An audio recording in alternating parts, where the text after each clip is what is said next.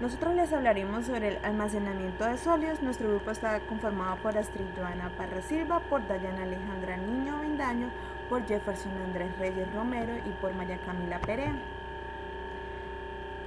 El almacenamiento de sólidos, ¿en qué consiste?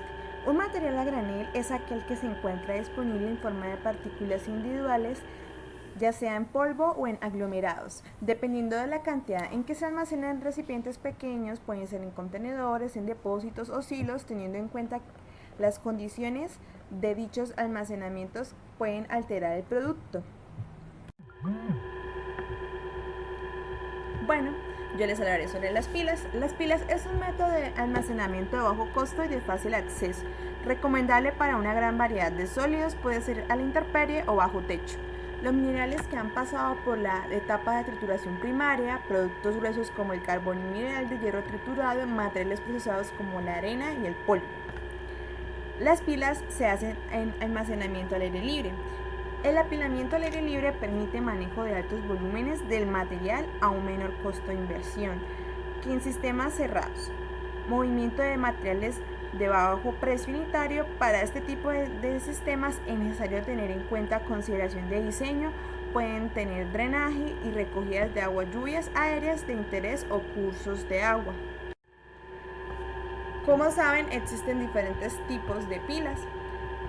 Estas sirven para almacenar concentrados de cobre, oro, potasa, escoria, granos y otros materiales. Un tipo de pila es la pila cónica, la podemos ver en esta imagen.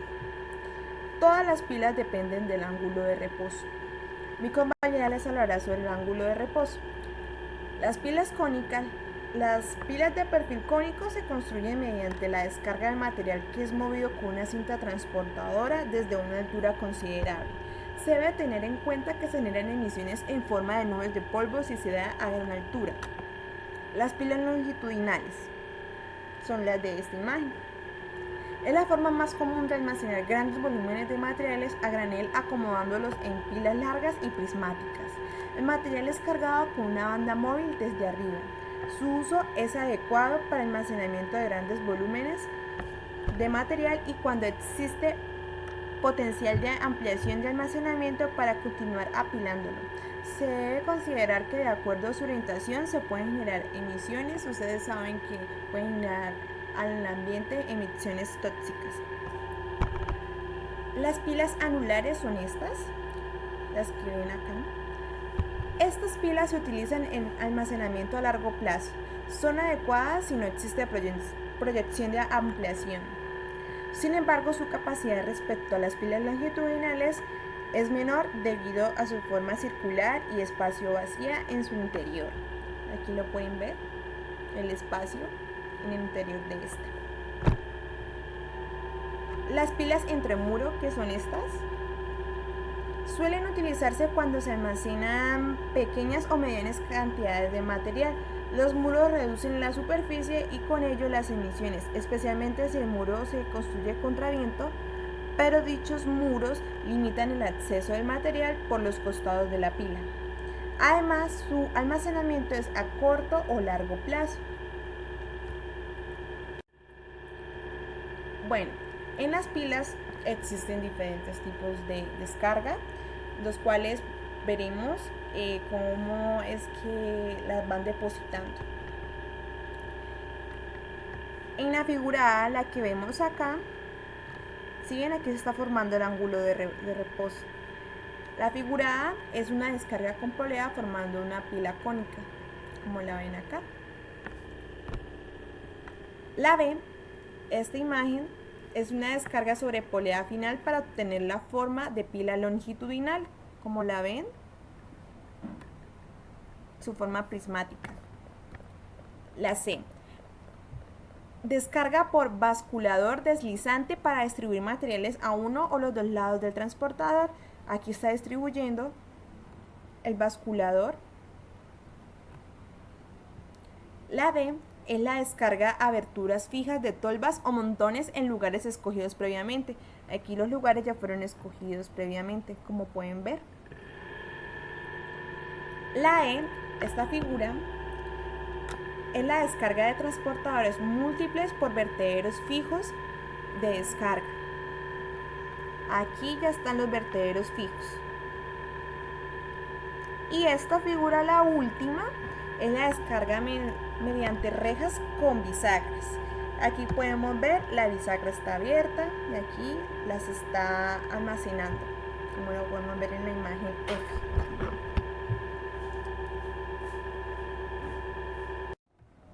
Como todo tiene sus ventajas y desventajas. Las ventajas de este tipo de almacenamiento es que este tipo de almacenamiento facilita las operaciones de descargue con altos volúmenes y mezclas para suministro de la planta, y sobre todo que tiene muy bajos costos a comparación de los otros tipos de almacenamiento que existen.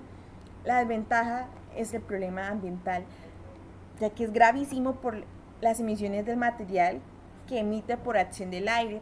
Ustedes saben que material. El ángulo de reposo es el ángulo con la horizontal que tiene una pila de material que permanece en estado estable. Es la pendiente máxima de porción de terreno granular sin que se produzca un deslizamiento. Un ángulo de 35 grados indica que el material puede fluir libremente. Entre 35 y 45 grados indica que el material es algo cohesivo. Ángulos entre 45 y 55 grados señalan una gran cohesividad del material, y ángulos mayores a 55 grados indican movilidad nula. Existe una regla general que puede decirse en el cual las partículas más grandes tienen menores ángulos de reposo, ya que tienden a adherirse menos que las partículas pequeñas. Su importancia se da en el diseño de carreteras, construcciones sanitarias, obras hidráulicas. Los factores que lo afectan es el menor tamaño de la partícula, mayor esfericidad, menor humedad de la pila, menor rugosidad y mayor homogeneidad de la pila. ¿Cómo se halla el ángulo de reposo? Con la tangente inversa de h, que es la altura de la pila, sobre el radio, o la tangente inversa de 2 por h, que es la altura de la pila, sobre d, que es el diámetro de la base de la pila. Los silos. Los silos en la industria de alimentos existen muchos materiales que pueden deteriorarse si son almacenados en el exterior sin protección. Los contenedores para almacenar productos son llamados generalmente silos. Los silos poseen en el fondo una tolva de descarga, la cual debe diseñarse con cuidado para lograr una descarga del producto controlado. Normalmente estos recipientes son llenados por el tope y descargados por el fondo. En el diseño de los silos, este consiste en determinar el valor del ángulo máximo que forma las paredes del silo, con la vertical en la zona de descarga, un ángulo θ, y el tamaño mínimo de la boca de salida, un diámetro, para que la descarga del silo se realice por flujo másico sin interrupciones. Uno de estos requisitos es en lo que se analiza en la figura: un elemento de polvo en contacto con la pared del silo durante la descarga. Cuando el elemento se encuentra en lo alto del silo, está sin compactar, su presión es igual a 0. Conforme va descendiendo, se va compactando debido a que la presión imperente en el silo va aumentando, como se aprecia en la figura. Inicialmente la presión se incrementa mucho con la profundidad hasta aproximarse al final de la vertical del silo, donde permanece prácticamente constante. En su intersección entre la pared vertical y la inclinada, la presión por lo general se incrementa de manera abrupta. Durante la descarga, entonces, la resistencia mecánica a la cizalla del material se modificará según su posición en el silo. Y por otra parte, el elemento del polvo que se está tratando está sometido en todo momento a una tensión máxima de cizalla, cuya magnitud depende de su posición en el silo, como se aprecia en la figura. También es muy importante la función del flujo de un material, FFM. Esta propiedad determina el comportamiento reológico de un material pulverulento a diferentes presiones de compactación, por lo que se considera una medida de su fluidez. Cuanto mayor es la ordenada en el origen y la pendiente de dicha representación, menor es la fluidez del polvo. Asimismo, el factor de flujo del sistema silo-material. El factor de flujo del sistema silo-material pulverulento es la representación de la tensión de cizalla máxima que actúa sobre un elemento de polvo almacenado en el silo frente a la presión a la que se está sometiendo. Este gráfico de Jenny es para diferentes elementos. Y la función de flujo del material, esa función y la inversa del factor de flujo del sistema, en el punto de corte de ambas representaciones se cumple la condición de que el flujo sea S igual a F. Es decir, en este punto la tensión máxima de cizalla a la que está sometido el polvo es igual a K, la resistencia mecánica del hecho. Esta tensión se le denomina tensión crítica y su valor se utiliza para calcular el tamaño mínimo del orificio de salida del silo. Esta función es para calcular el diámetro mínimo de la boca de salida. También se debe tener en cuenta las propiedades de falla, que son bastantes, como el ángulo de fricción con la pared, que es equivalente a la fricción entre dos superficies sólidas, el ángulo efectivo de fricción interna, que es una medida de fricción entre las partículas, la cual es función del tamaño, forma, rugosidad, y la cohesión, que es una función de la atracción entre partículas, las cuales tienden a prevenir el desplazamiento entre ellas. Acá se ven diferentes fallas: la falla de silo de almacenamiento de piedra por sobrepresiones de rozamiento en las paredes, en la figura 3.1. La figura 3.2 es la falla de silo metálico por problemas de flujo en carga y descarga. La figura 3.3 es el colapso de silo por fuerza sísmica de 1964. Y por último, la figura 3.4, que es la falla en la cimentación de silo de almacenamiento de cereales de Transcona, Canadá. De esa falla les voy a hablar, y esto ocurrió en el silo de concreto armado para almacenamiento de cereales en Transcona, Canadá. En 1963 su falla fue por hundimiento debido a alcanzarse la resistencia límite de apoyo en una capa subyacente de arcilla plástica que condujo a una falla de corte. Y por último voy a hablarles de las aplicaciones industriales. En la industria de construcción tiene un costo en dólares de $25,000 a $100,000, depende su uso, y en la industria alimenticia tiene un costo en dólares de $4,500. Las tolvas se definen como un contenedor de materiales sólidos a granel con una o más bocas de descarga. Esta descarga puede realizarse tanto por gravedad como asistida por equipos especiales. Son relevantes en el procesamiento de sólidos y tienen como objetivo suministrar una gran capacidad de regulación, así como dar paso a la alimentación de sólidos en la fase subsiguiente de procesamiento a un régimen controlado y especificado, debido a que se encuentran antes de zona de trituración o la de molienda. Esta a su vez puede dividirse en dos secciones principales: zona contenedor y cono de descarga. El contenedor es de sección transversal constante y usualmente de forma cilíndrica, rectangular o cuadrada. Y el cono de descarga es generalmente una pirámide invertida de sección cilíndrica, rectangular o cuadrada que termina en una o más bocas o aberturas en las cuales se pueden alzar válvulas, alimentadores o equipos promotores de flujo. Problemas típicos de flujo. El problema de no flujo. Esta condición describe lo que sucede cuando la válvula o compuerta están abiertas o el alimentador en operación y no se presenta la descarga del contenedor de la tolva. La falta de fluencia puede deberse, entre otras cosas, a la formación de puentes o arcos, los que se manifiestan como obstrucciones o establecen un hoyo estable sobre la apertura de descarga. Fluidización. Cuando se manejan sólidos muy finos en condición de flujo errático, el colapso de las paredes pseudoestables de material puede mantener atrapadas burbujas de aire. Estas burbujas fluidizan al material al ir ascendiendo por el lecho particulado. El material fluidizado adquiere características de líquido y vacía el contenido de la tolva rápidamente. Capacidad restringida. Cuando se desarrolla un hoyo estable dentro de un contenedor, la capacidad de la tolva se ve drásticamente restringida desde un 10 a un 20% de su volumen original. Segregación. Muchos materiales sólidos a granel se segregan cuando se les maneja en los diferentes equipos y sistemas. Si el material está compuesto por un rango amplio de tamaño de partícula, los finos se van a concentrar debajo del punto de carga de la tolva, mientras que los gruesos se agrupan a la periferia de la pila. Degradación.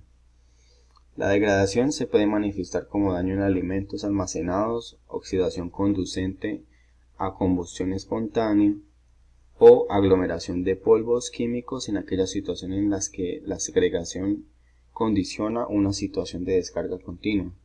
La degradación por ruptura de las partículas es causada por impacto durante la carga o por excesiva presión combinada con movimiento dentro de la tolva.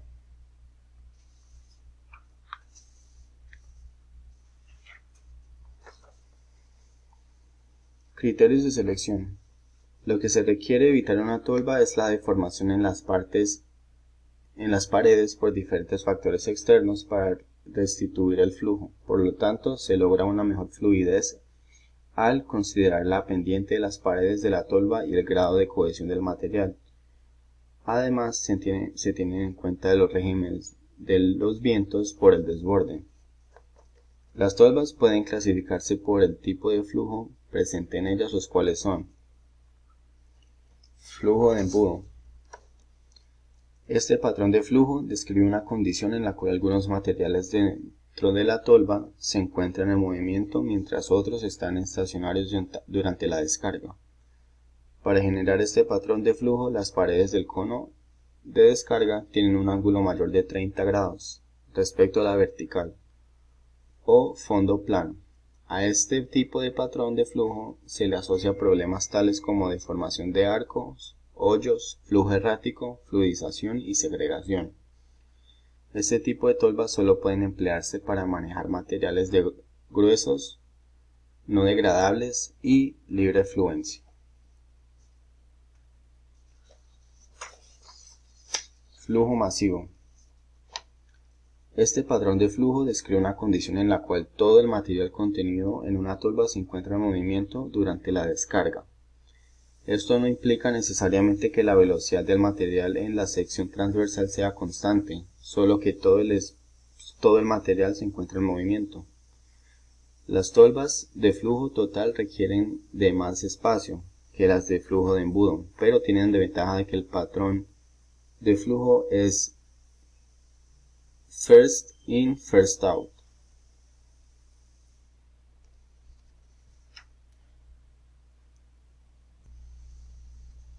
Flujo expandido. Este patrón de flujo se desarrolla cuando un cono de descarga del tipo flujo total se ubica debajo de una sección de tolva del tipo de flujo de embudo. Esta configuración permite que la densidad a granel de la descarga sea más uniforme que la que se obtendrá de una tolva de flujo de embudo.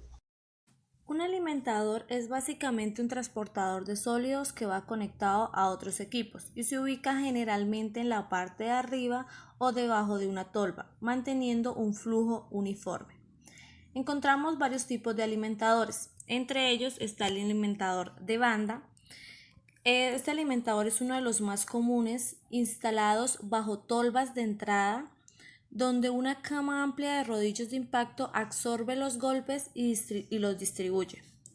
Son utilizados especialmente para arenas y partículas de pequeños diámetros. También encontramos los alimentadores de bandeja. Estos se utilizan para extraer o alimentar minerales grandes y muy pesados, en condiciones de impactos muy severas, incluyendo operaciones húmedas o pegajosas. Posee un diseño robusto y de alta resistencia. Este utiliza un diámetro de partículas mucho más grande. Los alimentadores de Grizzly.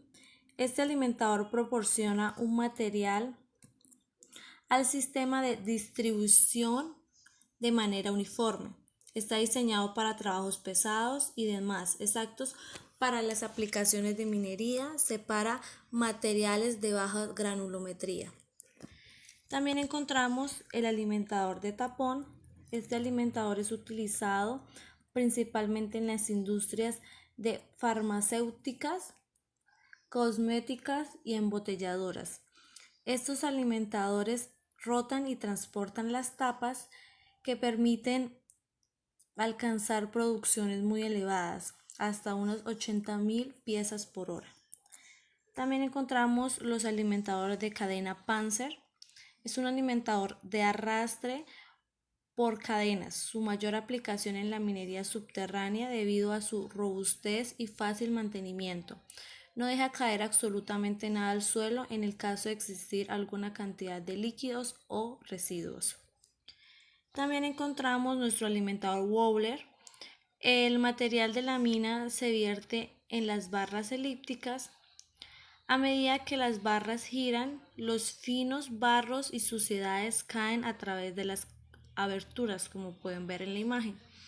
Los materiales de gran tamaño no son deseados, avanzan con un movimiento del rodillo y la abertura de las bandas se mantiene constante a medida que van rotando.